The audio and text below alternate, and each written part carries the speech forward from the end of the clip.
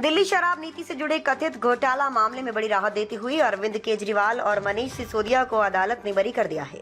Rouse Avenue court ने अपने फैसले में कहा कि दोनों नेताओं के खिलाफ पर्याप्त और ठोस सबूत पेश नहीं किए गए। अदालत के अनुसार जांच एजेंसी की साजिश संबंधित थ्योरी ठोस प्रमाणों के बजाय अनुमान पर आधारित थी। इस मामले में सेंट्रल ब्यूरो ऑफ इन्वेस्टिगेशन ने कुल 23 आरोपियों के खिलाफ चार्जशीट दाखिल की थी। विशेष न्यायाधीश जितेंद्र सिंह ने सभी आरोपियों के खिलाफ आरोप तय करने से इनकार करते हुए उन्हें बरी कर दिया। फैसले के करीब 6 घंटे बाद ही जांच एजेंसी ने इसे चुनौती देते हुए दिल्ली हाई कोर्ट में अपील दायर कर दी। अदालत से बाहर निकलते ही अरविंद केजरीवाल भावुक नजर आए। मीडिया से बातचीत में उन्होंने कहा कि उन पर और उनकी पार्टी पर झूठे आरोप लगाए गए थे, लेकिन अब न्यायालय ने सच को स्वीकार कर लिया है। उन्होंने कहा कि उन्होंने अपने जीवन में केवल ईमानदारी कमाई है और अदालत के फैसले ने ये साबित कर दिया कि वे और उनकी पार्टी निर्दोष हैं।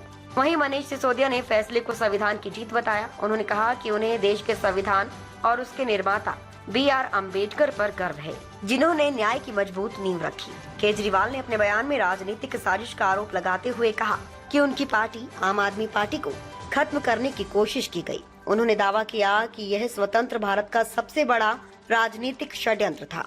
उन्होंने सीधे तौर पर नरेंद्र मोदी और अमित शाह का नाम लेते हुए आरोप लगाया कि सत्ता के विपक्षी नेताओं को निशाना बनाया गया।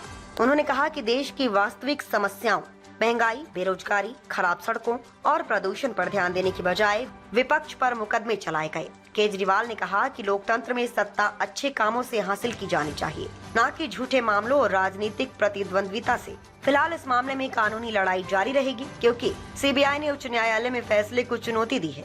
अब सभी की नजरें हाईकोर्ट की आगामी सुनवाई पर टिकी हैं।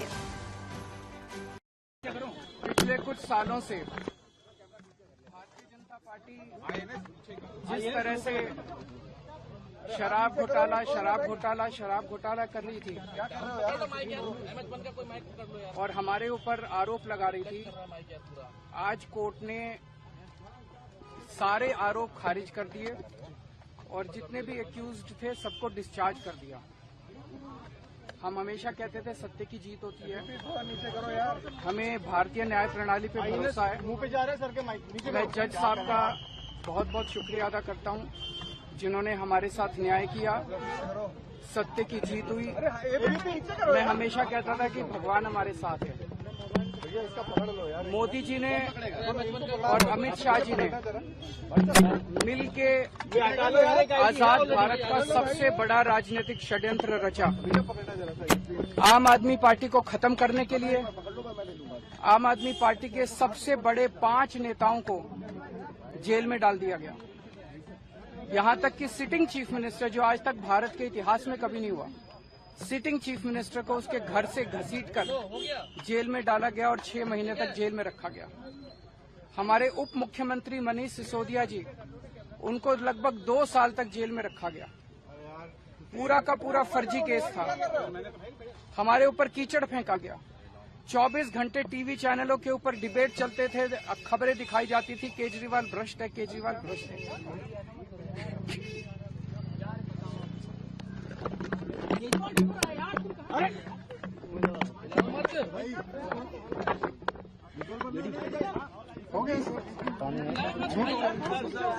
संभालिए सर, अपने आप संभालिए, हिम्मत सर, केजरीवाल भ्रष्ट नहीं है। मैंने केवल अपनी जिंदगी में ईमानदारी कमाई है।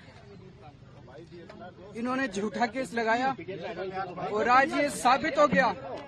कोर्ट ने कहा है कि केजरीवाल कट्टर ईमानदार है, मनीष सिसोदिया कट्टर ईमानदार है, आम आदमी पार्टी कट्टर ईमानदार है।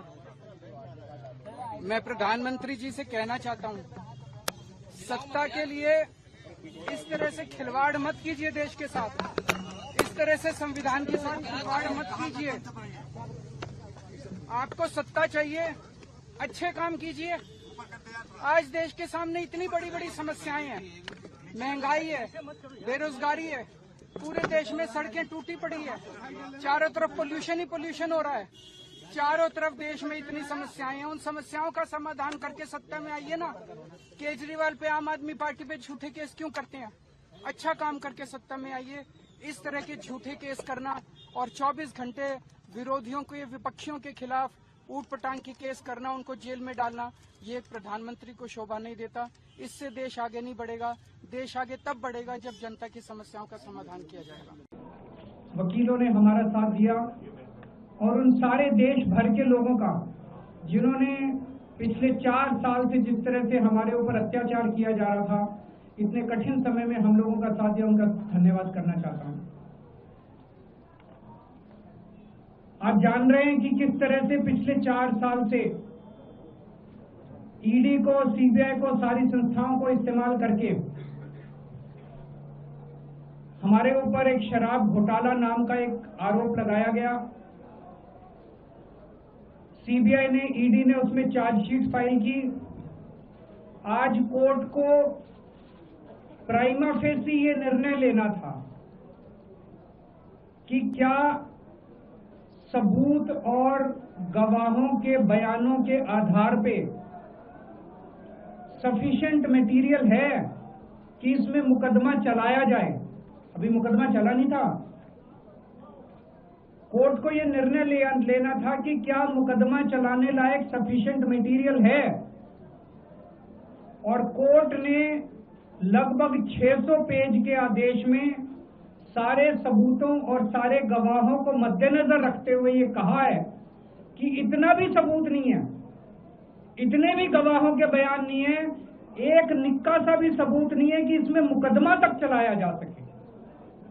अगर मुकदमा चलाया जाता, 15-20 साल मुकदमा चलता, उसमें बहुत सारे गवाह बुलाए जाते, सबूत रखे जाते, उसके बाद होता, वो तो अलग बात है।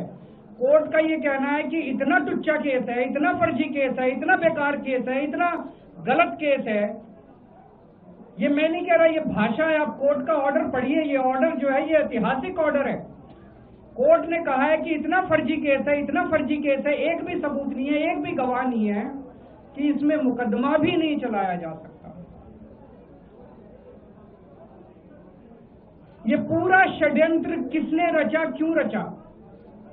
ये पूरा षड्यंत्र 2 लोगों ने मिलकर रचा, नरेंद्र मोदी जी और अमित शाह जी।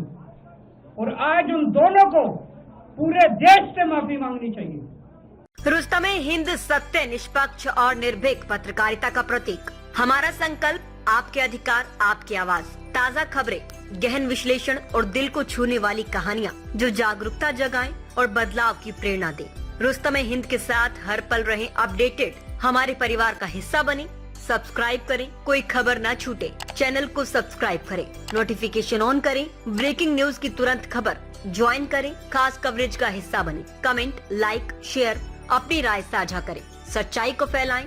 हमें फॉलो करें YouTube, Facebook, Instagram, LinkedIn, X और वेबसाइट है रहnews.com। आइए सच्चाई और जागरूकता की यात्रा में साथ चलें।